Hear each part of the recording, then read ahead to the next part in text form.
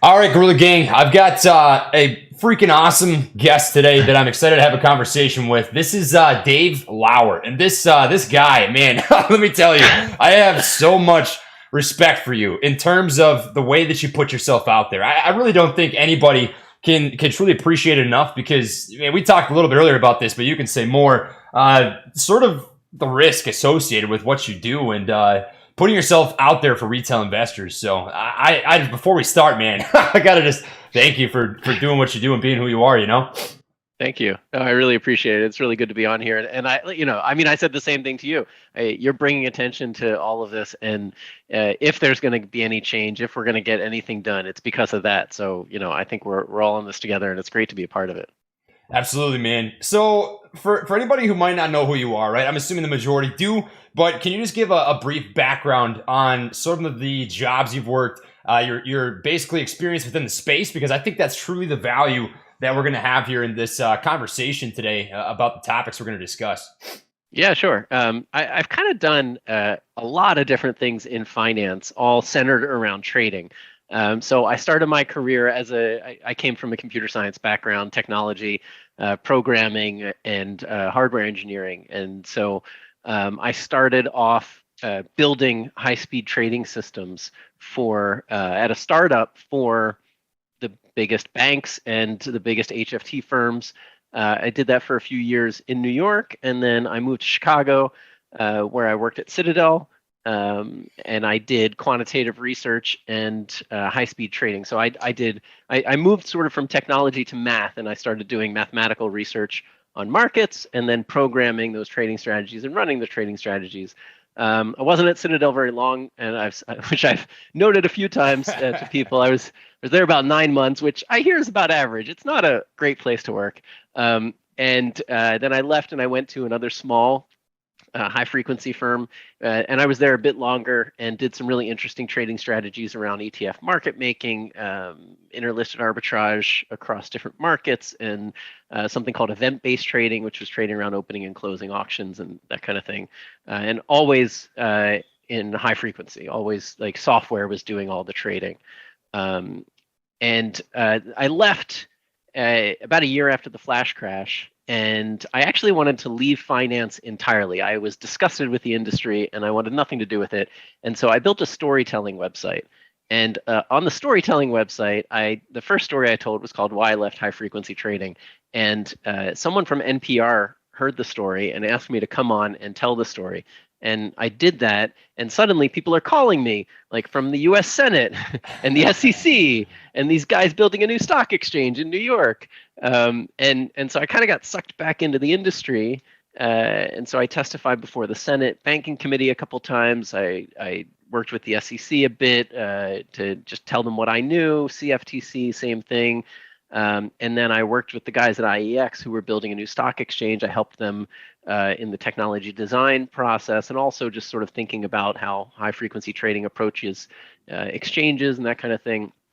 And then I found that I could still be in finance and be doing, work that I was more satisfied with. So I started working with asset managers like pension plans and mutual fund companies, and I helped them to understand how their orders were being treated by their brokers, and how they were potentially being taken advantage of by high frequency firms. And so I helped them reduce execution costs, and that all sort of goes to the bottom line of people retiring. So that's what I've been doing for like the last 10 years, which is some exchange work. I sit on the board of a Canadian stock exchange called NEO. I sit on FINRA's Market Regulation Committee to represent the public as a sort of non-industry participant, and I do some AI work, and now I'm also starting a new venture called Irvin Finance to bring sort of professional data and tools to retail investors.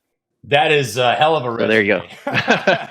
Yeah, I'll tell you what. I went to school for nutrition, so I'm not as well versed in all that awesome freaking stuff that you do. Well, I can tell you all about like when I tried the carnivore diet and when I was keto for a while. That was interesting too. I tried going vegan. I went vegan for about 7 months, and that was a different period of my life. I'll tell you that. Yeah. Right now, that's tough. I'm actually pretty interested in this, so I want to talk about a little bit before we dig into the meat and potatoes here. IEX and Citadel, because you spoke about having, experience with both of these companies. And it's funny that you said the turnover rate's about 9 months. That's about the same as I was a bartender at Buffalo Wild Wings. We'd keep people for about the same amount of time. So I want to start there. Citadel, right? Turnover rate's about 9 months is how long employees will stay there. Why do you think that is? What was your experience working with Citadel? What can you kind of discuss in terms of why you think that situation exists in the first place? It's an interesting question.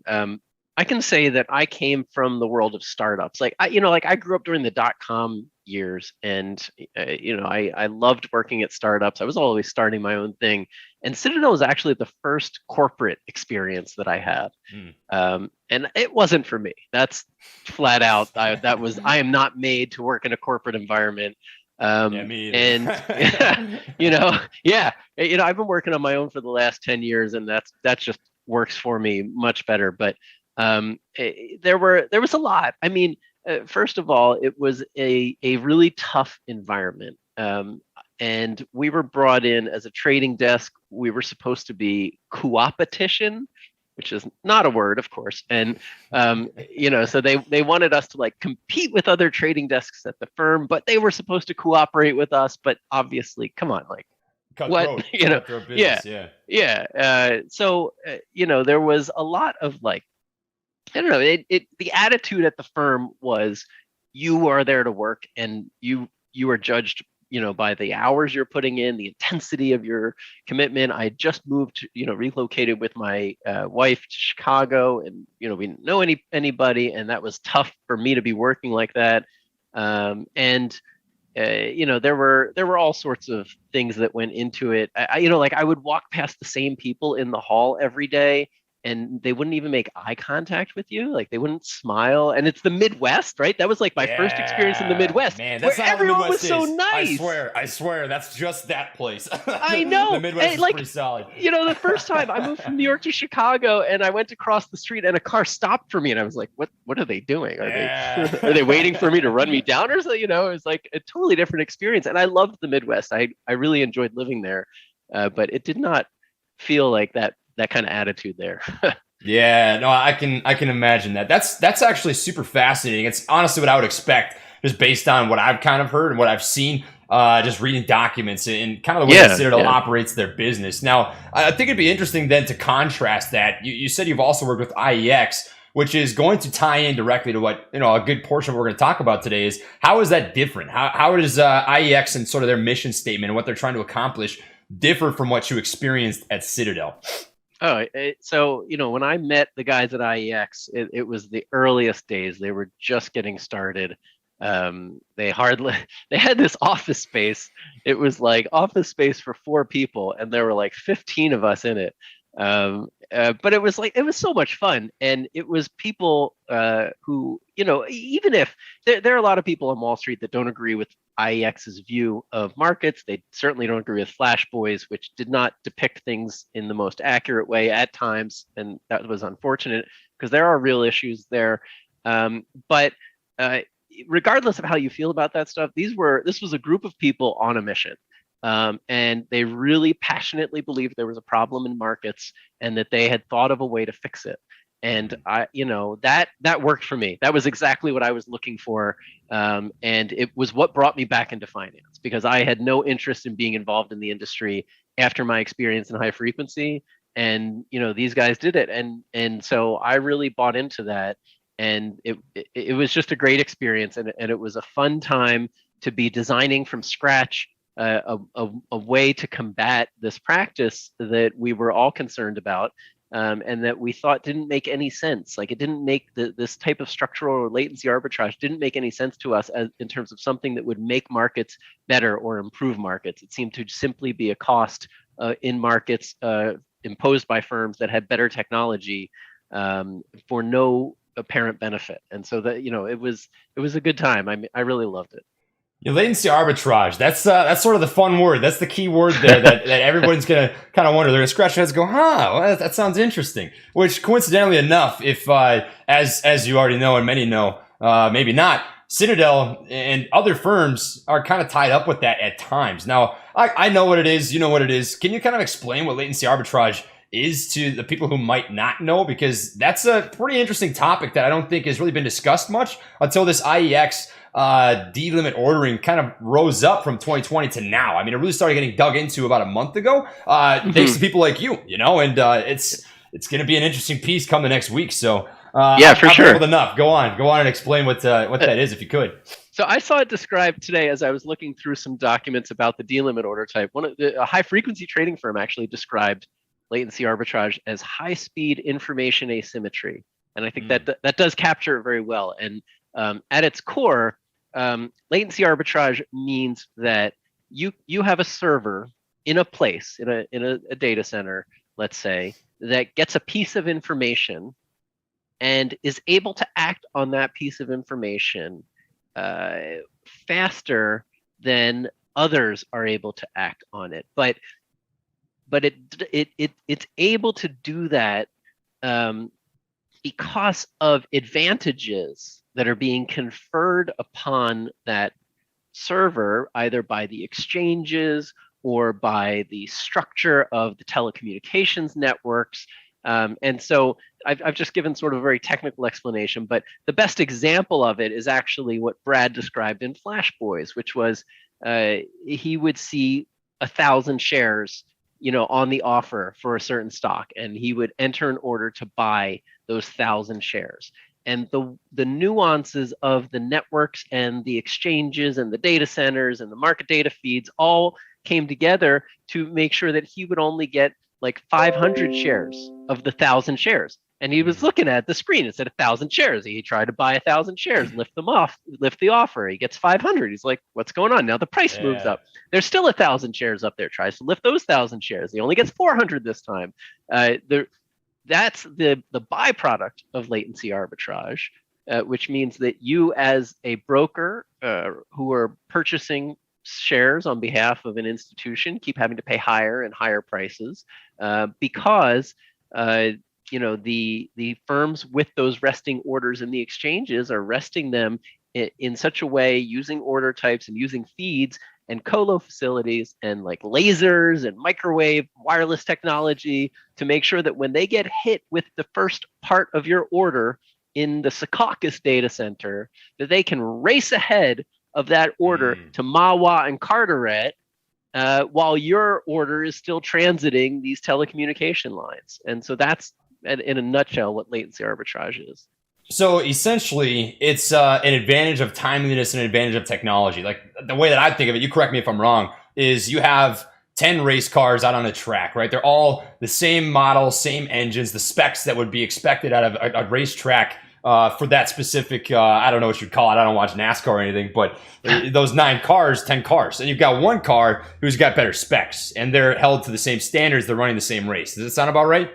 Yeah. That's a pretty good way of doing of thinking about it. Another way might be that, the guy who's judging who finishes first is like, can't see very well. Right, like he's got really thick glasses on, right, and so it's like microseconds. Yeah. And so like another form of latency arbitrage is called stale price arbitrage, and it's relevant to the delimit order type because it deals with pegged order types. And so a pegged order type, like a midpoint peg, if a stock is trading 10 by 10:01 and someone has a midpoint peg order in there, they're looking for an execution at 10 spot 005, right between the spread at the midpoint. But if your exchange is using slower market data feeds than some of your participants on the exchange, then that stock might have ticked up. It might be trading 10:01 by 10:02, but the exchange still thinks it's 0 by 0:01. And so that as a very fast participant, and you're going to go sweep those slow exchanges and the slow dark pools, and you're going to pick off those stale orders. So that was sort of another principle of IEX, was that the exchange should always be faster than its fastest participants, which I think is a really important idea behind how an exchange should operate. So essentially taking advantage of the opportunity to make money based on better technology, and that guy with the glasses too thick can't see the line. They make money using latency arbitrage to take advantage of people who don't have that same technology, who aren't getting the fastest possible market pricing. That sounds about right? Yeah. And Awesome. to get that fast pricing and those fast lines is extremely expensive. And so that's like another angle to this is every exchange has like its own monopoly. So if you're a high-speed trading firm, you have to go consume the fastest feeds, get the co-location facilities with the fastest network interconnects at every single one of them, and they know it, and they charge crazy prices. Man, in my head, that sounds like a lot of Baconators from Wendy's or $5 footlongs from Subway. I don't know. I think I'd rather have a good burger, you know? Yeah, right? Yeah. That kind of brings us into Citadel, right? So IEX has sort of this, you could say, a counter to this latency arbitrage, the delimit orders, which I'll let you talk about. You can definitely explain that better than I can. But Citadel doesn't approve of this, obviously. And one can only think that that's because of some sort of conflict of interest, right? Typically, if people have money invested or they have some reason to believe that that new practice in the stock market is going to affect the way that they are able to make money, they're obviously not going to support that. And they've stood against basically many other market makers in that practice. So why would Citadel want to stand against this delimit order? Why would they be against this, basically new ability to counter latency arbitrage? Yeah, I mean, why? Who can imagine why? I don't know. and you look, and for example, Virtu, which also is an internalizer payment that engages in payment for order flow, but is one of the largest and fastest high frequency firms out there. XTX Markets, another one of the largest high frequency firms out there. Both of them came out in favor. They supported the delimit order type. And Citadel is standing out there, unique amongst them, at fighting an order that it's such an interesting order type because the way it works, the equation that it's based on, is just very similar to the kind of equation you would find in a high frequency trading system. And what it's looking for this crumbling quote. Is the quote is the level about to tick down or tick up, right? And if it is, then we're not gonna execute any orders against your resting order because we want to make sure that it's not at a stale price. We want to make sure, again, that we as an exchange are protecting you, and we're going to let the price level change, and then you can execute at a better price for your resting order. And so Citadel, in their brief and in their comment letters opposing it, held themselves out as representing retail, saying they trade on behalf of retail. I don't remember saying they trade on behalf of me, but I don't know. That's yeah. I've had found few people who agree with that statement. They certainly trade against retail, but I think that there's what they say and the case that they're going to make in front of this panel of judges next week, and then there's the reality of why are they actually fighting it when so many other firms, and it's not just other high frequency firms, it's pension plans and asset managers and even brokers, even Goldman Sachs came out and supported it because it's a really novel and innovative order type. And it's a big difference what you tend to see out of IEX, which is an exchange funded by investors and asset managers, and the type of innovation you get from IEX versus the other exchanges, which tend to be publicly traded and focused on satisfying their customers, and their customers are the high frequency firms.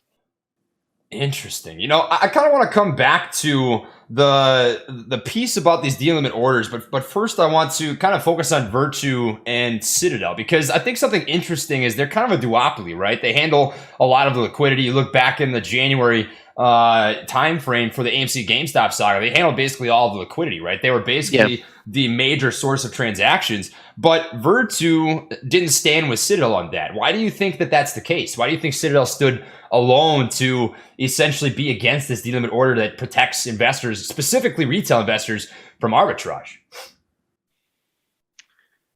It's a tough question.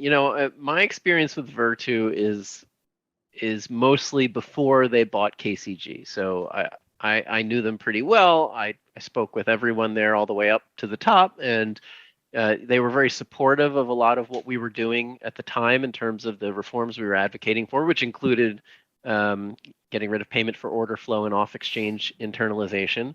And then they bought this firm, KCG, which was next to Citadel as one of the largest of the off-exchange retail internalizers.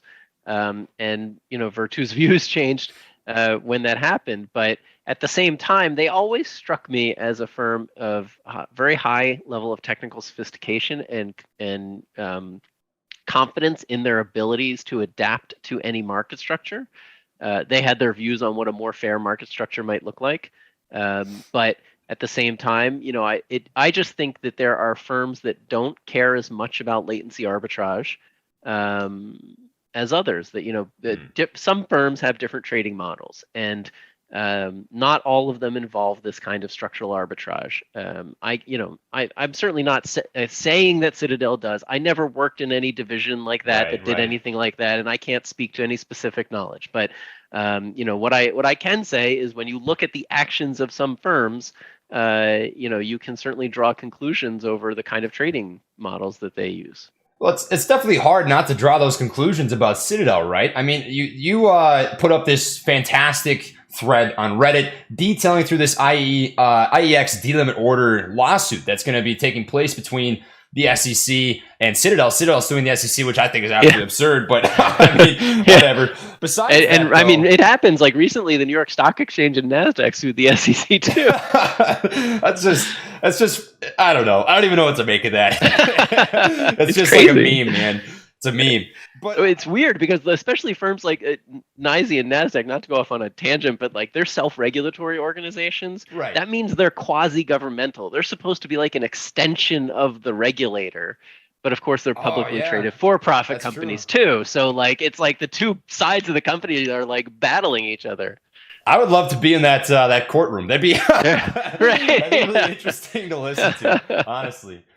What I find to be the interesting, though, is one piece that you had outlined in that Reddit thread. And it was talking about how Citadel is not for the retail investor, right? And this is what leads me to believe this is obviously just a hypothesis, right? I'm just basing my thoughts off of facts that have been laid out. It's hard not to believe they would practice this arbitrage because of the way that they fill orders. It doesn't seem like it's in the best interest of retail, right? They'll have an order come in from, for example, my mom or something wants to buy 100 shares of Apple.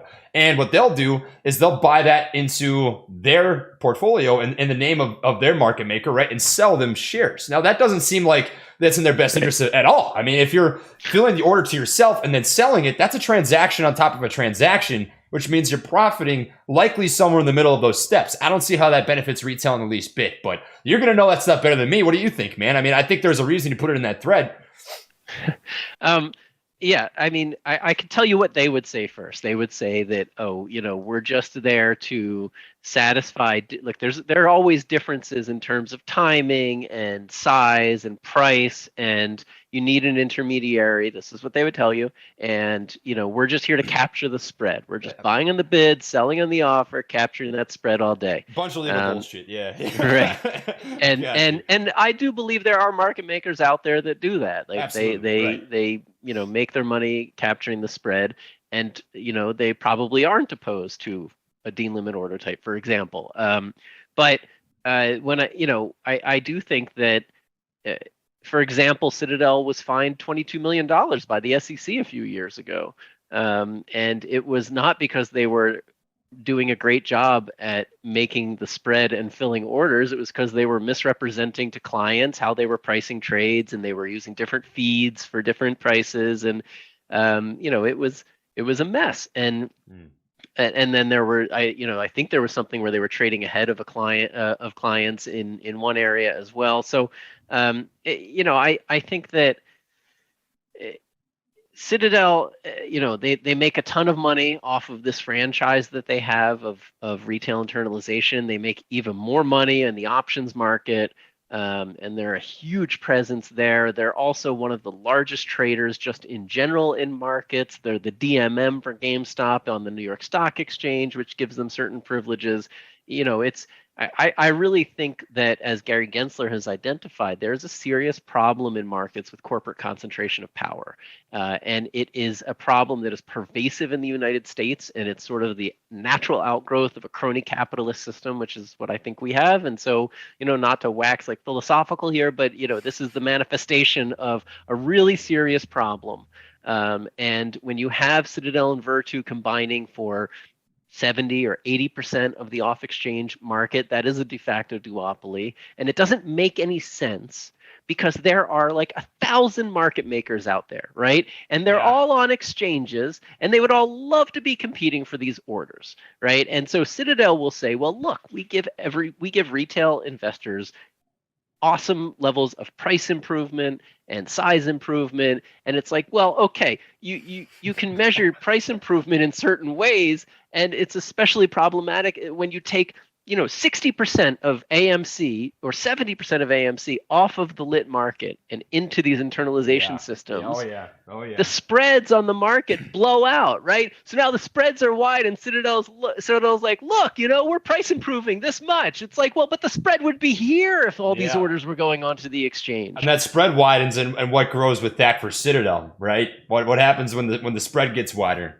No, they just print money. That's how it works. If they're making the spread, they're printing money, and it leads through into the options market, where the volatility increases, the premiums that they're making increase, as well as spreads widen. When volatility increases, the premiums increase. It's like you can just follow the whole pipeline of this money printer that they've got. We kind of talked about this earlier, but this is what's scary to me about Citadel and Virtu, more so than anything that's even happened in January, is if they went down, right? This is some tinfoil hat stuff that I'm representing my own thoughts. This is not Dave. I just want to put that out there. Right? This is tinfoil hat stuff.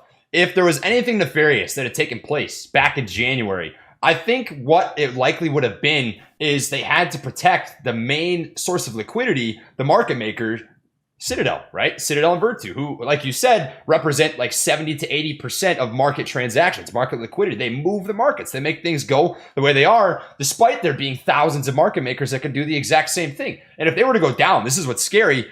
I think it would crumble the market. I think it'd be a huge problem. It would be terrible. I think they're systemically important, and they're not regulated as such. They're not even subject to Reg Sci, which is it was a new regulation put into place, not quite new anymore, but I don't remember, maybe 6 or 7 years ago.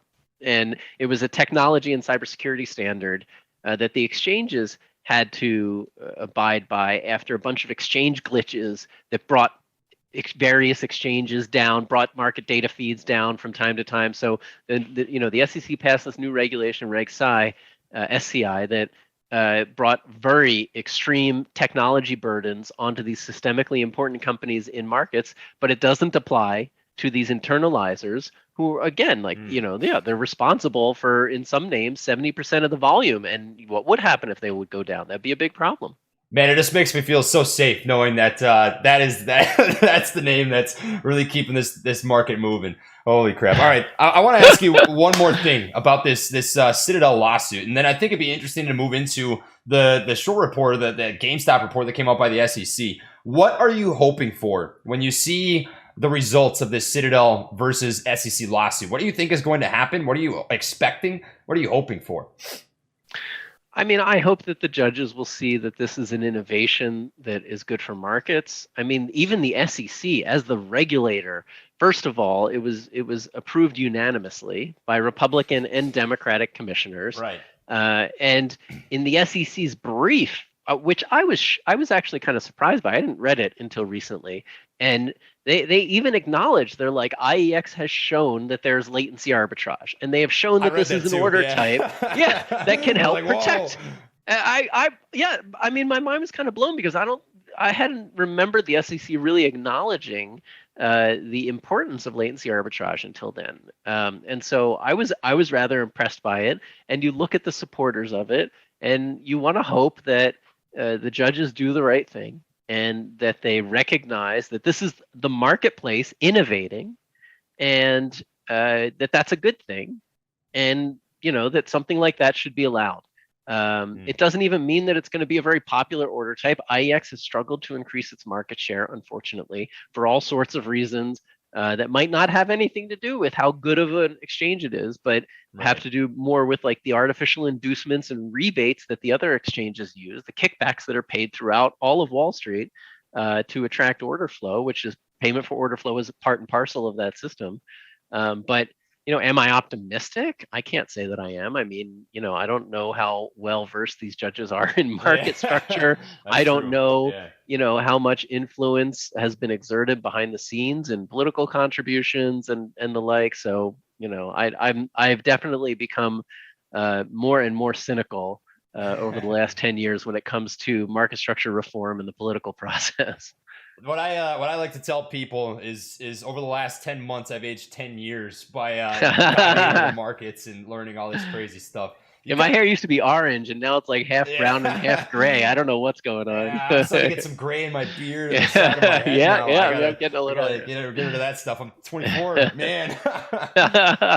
You said something interesting, and it was regarding the SEC, and I think this is a good transition. It was that you were surprised that they were actually recognizing this arbitrage, right? They recognize sort of the problem that lies there. I've read that piece too, that was out, and that kind of brings me into this report that was put out today regarding the GameStop and AMC saga, and I'll tell you what I think about it, but I'm more interested in your thoughts, because I know that you had read that, and they kind of danced a little bit. It seemed pretty political. It didn't seem like they said a whole lot without saying anything, but maybe maybe I'm just interpreting it differently. I'm just surprised that I think you got it.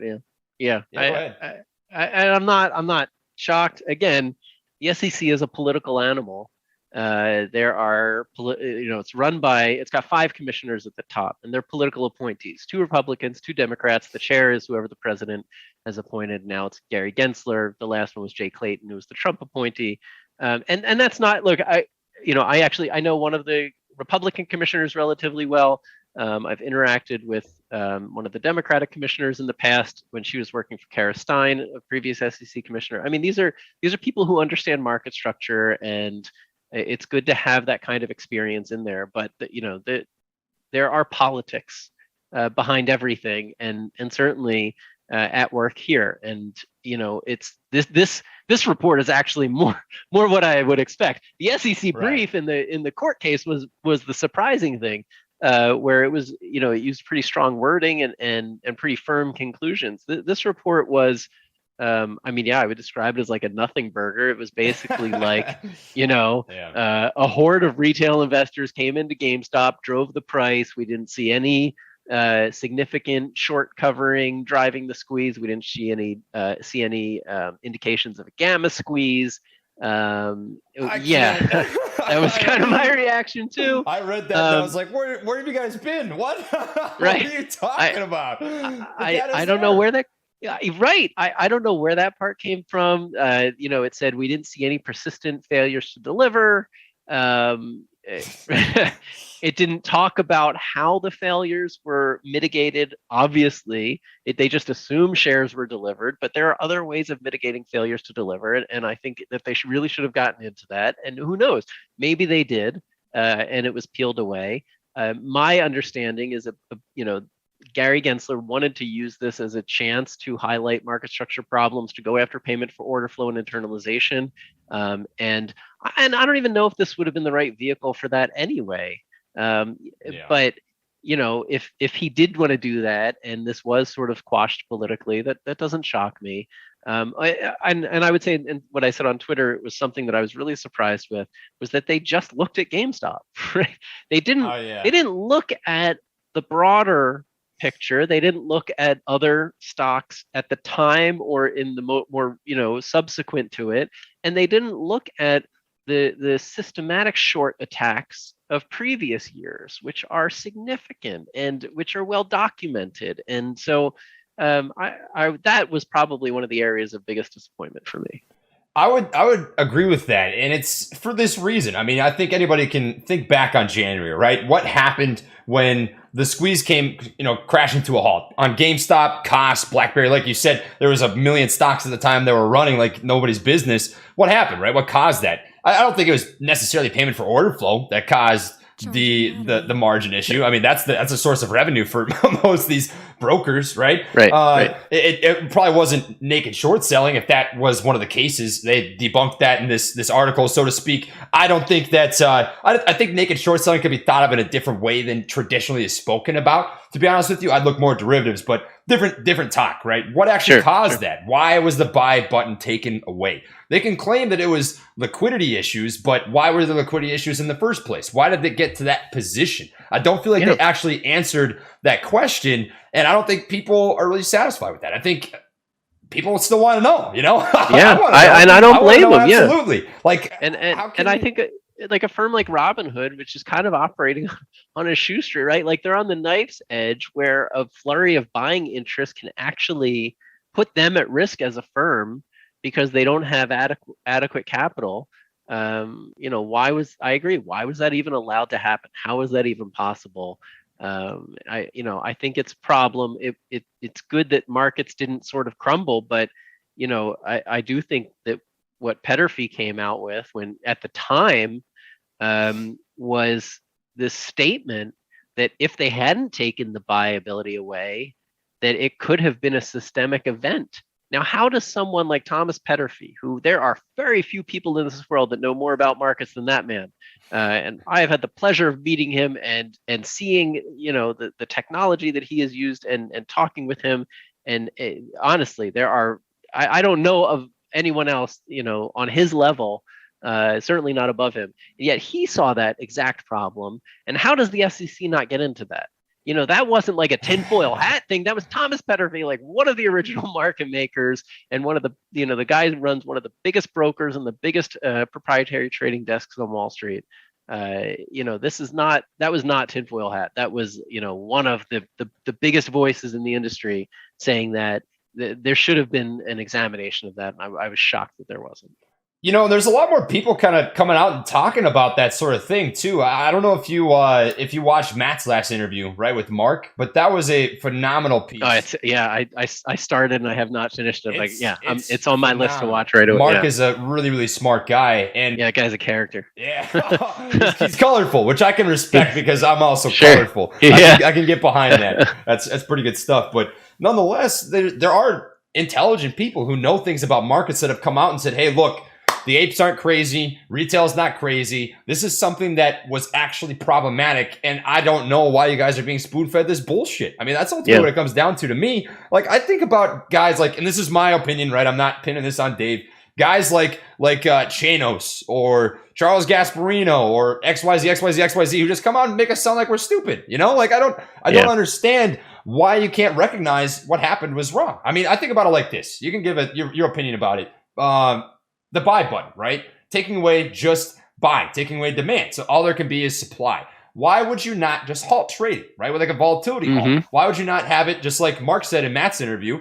Why wouldn't you just have buying and selling both cut off for 90 minutes, raise some money so that everybody can go on with their day, right? Continue with the squeeze, do what you got to do. That to me is why I think it's nefarious. Why I think the SEC was not doing their job. Why they're not giving us the answers that we really deserve is because they didn't tell us anything. They told us everything we already knew, Yep. And you can halt a stock for extraordinary market volatility and extraordinary conditions. There's no reason you couldn't have halted it.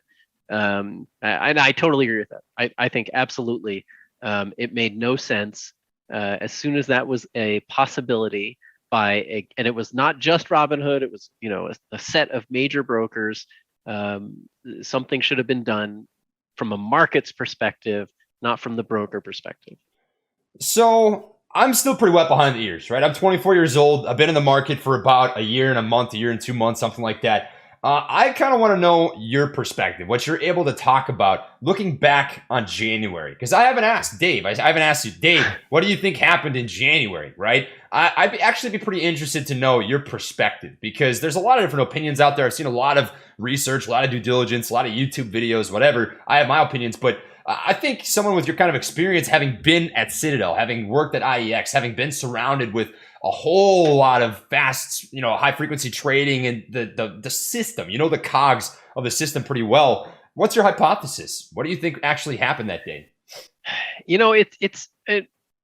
I find it hard to say now with this report out because my opinion doesn't jive with the report and the data in it. And I'm someone who is always willing to sort of revisit my beliefs in the face of new data.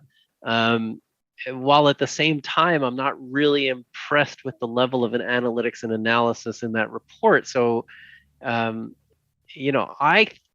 my opinion is that it was, first of all, um, it was what is called an illiquidity contagion. And so normally when we think of that term, we think of flash crashes. Usually it's like the bottom falling out of the market, but an illiquidity contagion can also be the top falling away. And when you have an illiquidity contagion, it actually doesn't make sense to say that something caused it. And this is a hard thing for people to get their heads around, because it's not, we're not dealing in linear systems. Our brains are used to operating in a linear Cartesian world, but this is, the markets are not a linear system. They're a complex system, right? The world is a complex system. The markets are a complex system, and things happen in markets. These feedback loops happen, and this sort of sensitive dependence on initial conditions, like the butterfly flaps its wings and suddenly there's a hurricane, that's what you're dealing with here. So I always hesitate to like pretend I can assign any kind of causality to extreme market movements. People tried to do it with the flash crash in 2010, and I thought that was all bullshit. Like that, it was clear that they didn't know what they were talking about. Even the official SEC report, especially the official SEC report, here's another official SEC report that doesn't jive with all of our lived experience of what happened those days, as well as doesn't acknowledge this complexity that's at work. And so, my belief is you had this huge influx of buying. There's no doubt about that, right? The retail got, keyed onto something through social media and decided to flood certain names, and the market makers were not prepared for it. They hit their risk limits and started falling out.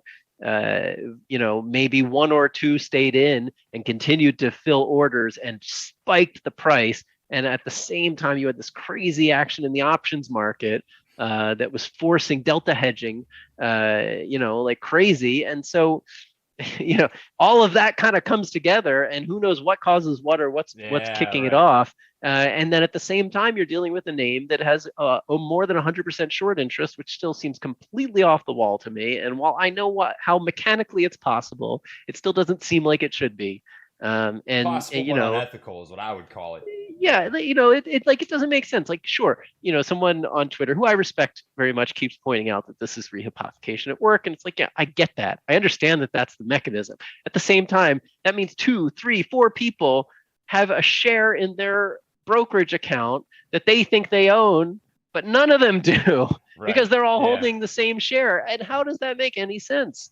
So, it's all of this stuff kind of coming together that creates extraordinary events that we witnessed. And, I don't blame the apes and the retail community for the reaction that they've had subsequent to that. When I lived through the flash crash, which was another like extraordinary example of complexity at work that I lived through, that messed up my world, and it really changed how I saw markets. And I think everyone is kind of experiencing some of that now. And over the last year, and it makes you question things and the mechanics of how everything works. And that what's interesting to me is this has to be really rewarding for you to watch. I think we've talked about this a little bit. Is this, the top falling out, people losing money on a play that looked like it was absolutely going to crush some shorts, right? People are going to make nasty money. Is they started asking questions and change started coming. I think, like I said, I've only been in the market for a year, but it's really fascinating to see tangible things happen because I've watched it, right? I like to see more. I'll tell you that right now. I'm not satisfied, but you can tell that there's cogs churning somewhere. People are thinking about sort of what people are saying, and that to me is a start. What does that mean? Does that mean we're eventually going to get answers for January? I'm a little bit jaded. You'd call it cynical. I'd call it jaded, right? I don't know what's actually going to happen, but you'd like to hope so. I do, and that's why I'm still here, right? That's why I'm still in it. I am like at heart a naive optimist who always is going to push for the right thing, and and I've been doing it for a while, and I'm beyond excited at all of this, right? Like, I can't believe that this many people care about market structure. I've said it many times, and it still kind of blows my mind that people care and they're learning about markets, which I think is a great thing. I still am a believer that you build wealth by investing, and you build generational wealth that way. And I hope people are learning more about how to do that and do it responsibly while having a crazy YOLO experience with whatever they can stand to lose. But I do think it's a great thing for the younger generation who for a long time didn't care about markets, or probably had this vision of it's like some guy on the floor of the New York Stock Exchange yelling at each other, and that's not how it is. What right. And then they got this app and they're like, oh, I can just buy and sell, this is great, it's free. And then they got then they got a bit jaded and they said, wait, I want to know what's behind the app. And then they started to learn, and that's awesome. And I'm really hopeful that does give me some hope that if enough people learn enough and become vocal enough, that's how we can make some change. Dave, it's just because you're such a freaking inspirational genius guy. It really does help having you in our corner to talk about these sort of things. I think this is probably what I'd like to know the most from you. What is sort of your end state here? What would you like to see more than anything come out of this AMC GameStop saga, the buy button takeaway, right? And I honestly think this is going to take years to truly get the answers that people want, which is frustrating when you're expecting something to happen overnight. But I'd like to hear your thoughts. What's the win look like for you? I think a lot of this came about, as with many problems in markets. I don't know if it's reductionist of me, but I always tend to see it as a problem of complexity. And when you have too much complexity, for no good reason, and there can be good reasons for complexity, but when you have this much complexity for no good reason, just because a bunch of firms have made a lot of money and they have successfully maintained the status quo for many years because they're making so much money and amass so much political power, that complexity leads to problems. And if we can, get people to understand what an end state could look like, as you're calling it, what a more simplified market structure could look like, one in which the most people possible are interacting in the fewest places possible, satisfying the original tenets of the 1934 Exchange Act, which as one of its goals set out to minimize intermediation. So even this is not a new thing, right? That go all the way back for a long time. And you can find that desire. So, I think markets should be simpler. And if they are simpler, they'll operate better, and we would not have these same kinds of issues. And so, I think that involves getting practically rid of all of this internalization, order flow back onto exchange. I think you should reduce the number of exchanges and reduce fragmentation. And I think there are all sorts of different ways to do that. You can reduce costs dramatically for everyone, and you can hopefully have free functioning competitive markets. All I ever argue for is open competition for order flow and a simpler market structure. And again, I don't think those things are controversial unless you happen to be making $1 billion a year thanks to the current complex market structure. Yeah, that's what I was just about to say. It's interesting to me. I think about this a lot. In 2004, Citadel came out and said they don't support payment for order flow, right? Yeah. They weren't for it. And things change over time. Your opinions change when money starts coming in the picture. And I think where we're sitting now with this sort of duopoly, you got Citadel, you got Virtu, is just a lack of competition. And that lack of competition means they can create that complexity in terms of coming to off exchanges, ATSs, dark pools, so they can use payment for order flow and basically take away I'd call it capitalism, honestly. I mean, you've just got other market makers that aren't able to compete with them because they're too big to fail. I think what it comes down to is how do you make market making more competitive so that other people have a fair shot at the game, so that ultimately it trickles down to the lowest level and everybody's got a fair shot. I don't know. Maybe that's right. Maybe that's that's it exactly. No, you nailed it. And yes, your opinions can change. My opinions have changed. Of course, opinions can change, right? But if you look at what Citadel said in 2004, none of it's wrong. No, everything they said is spot on. Actually, right? It wasn't an opinion; it was just a fact, and then they backpedaled away from the fact. Yeah, it's the same argument. That was my bad. No worries. But and the funny thing is the arguments that I'm making. I want market makers to make more money, not less. if I just want it to be spread over more of them, because we want diversity in markets, right? Markets are the engine of capitalism. If you want capitalism to function, you need well-functioning markets. And this is critical to me, to just economics broadly and prosperity broadly, is that markets need to function efficiently, smoothly, and market makers need to make money, so they make deep liquid markets that are stable and that are with tight spreads. And that's the kind of thing that drives an economy and allows for capital formation and allows firms to raise money and grow and hire people. All of this ties in, to the broader economy. And I know you're kind of working towards accomplishing that end state for yourself in kind of a better market. I got to let you at least talk a little bit about the freaking really cool project that you're putting together. Tell us about it a little bit. Yeah, thanks. So it's called The Terminal, and it really came about from my interactions with the apes and on Reddit and on Twitter, and seeing the kind of data that they had access to. And it was kind of shocking, because I'm just used to being in the industry, and I'm used to having the highest quality data, right, good tools to look at it with. And I was just taken aback by the lack of good data available to most retail investors. And so it sort of started as an idea of, well, let's just take professional quality data and tools and bring it to retail. But it's really grown into a much bigger idea, also inspired by the collaborative nature of the Reddit message boards and the DD that's being produced. And can we give DD producers a better platform to produce that? Not take anything away from Reddit. We see it as, you can come to the terminal, have access to all this data and tools, work in a collaborative way. Maybe you want to work with 10 people to put a research piece together, and then post it out to Reddit, Twitter, wherever you want. So it's really an idea where we're going to bring good data and tools, collaborative community, and education and advocacy. And we'll always want to teach people about markets. And I've got lots of friends all throughout Wall Street who are really interested in this and are going to come on and record videos and talk about markets and help teach people up. And we're really excited to do that.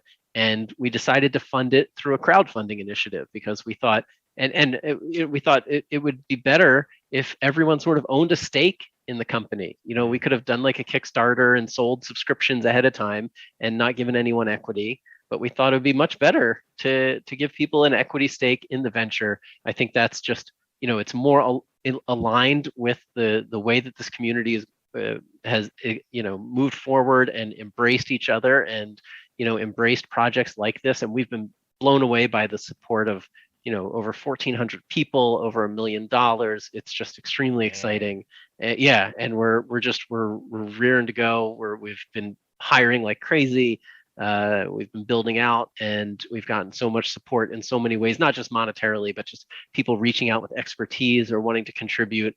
And and if people want to still invest, that's still the crowdfunding is still open. And if you want to like contribute in other ways, we're totally we're all ears. We're excited to involve the community, helping us build, test, provide content, whatever it is. Data and information. I in the short time that I've been here, I think that's probably been the biggest problem that I've seen that we can actually somewhat control, is what's available to retail and to the little guy to consume. Because ultimately, like you said, those guys at the top have the top of the line research available and data available and high speed trading available. And that's just not something readily available to an average person. So I think that's really cool. And that's something that I've seen sort of really ramp up even in this last 6 months. I mean, people are really stepping up to the plate with like options flow and faster pace, short interest, live update, short interest. That it's I'm excited. I'm really excited for that system. And I know it's going to be fucking killer. So I'm glad for that. That's awesome, man. Thanks. I got to tell you before we wrap this up, you look like you lift, you run. You're pretty active. I do. Here, look, let me here, wait, can I where's my here, you can see if I turn my background off. So there's my workout bench and weights. All right, they're there. All right, cool. I would have never guessed that. Dang. This is actually my background. I don't have a green screen. Oh yeah. Here, this is the one I like better though. Wait, there you go. Yeah. That's money. That's cool. That's Yeah. cool. Yeah, I try at least. I try to work out. No, that's cool. Good for you, man. Yeah. I used to run in college. That was my thing. I've never been a big guy. But running. Oh, me neither. But Yeah. like I know that like a lot of people have certain kind of weight problems. I have a very different kind of weight problem. I really struggle to gain weight and keep it on. I've And been the so same I way. have to Yeah. consume a lot of calories and to be working out if I want to have any hope of maintaining, this gorgeous figure, right? You look like the fucking Hulk to me, man. That's some short stuff. That's gold. That's good. Dave, well, for real, this is a fun conversation. I really look forward to being able to just talk with you because I can't even express this enough. I appreciate what you do. I don't think people can say truly how crazy it is that you're putting yourself out there despite your history with different work and what you talk about. I mean, that's what blows my mind the most because I get scared sometimes talking about the stuff I put out. I'm like, oh, this is kind of edgy. I don't know. But you just freaking send it, dude. And I appreciate that a lot about you. So thank you. Where can people get a hold of you so I can link it down in the description box? Oh yeah. So I Twitter is where I'm usually at. So it's just D Lauer at Twitter. And if you want to join the crowdfunding, you can see my pinned post on Twitter or go to urvin.finance. It's urvin.finance. And you can send us an email, info@urvinfinance, or, if you're interested in getting involved or, just hit me up on Twitter. I do get a lot of notifications, but my DMs are open. I try. It's been a bit crazy. Like 6 months ago, I had like 6,000 followers. Yeah. Now it's up to way over that, but I try and get back to people as best as I can. Dave, well, you're an absolute monster. We appreciate having you on, and hopefully we can have another conversation like this down the road, man. It's sure. I always love talking to you. So yeah, man, happy to do it. Thanks. Awesome. Well, you have yourself a great night, everyone. Hope you enjoyed this beautiful conversation. It's always nice to be able to learn from somebody who's been doing it for years and years, and I can't wait to see what you do. Catch you guys all later. Much love. Light taps. Peace.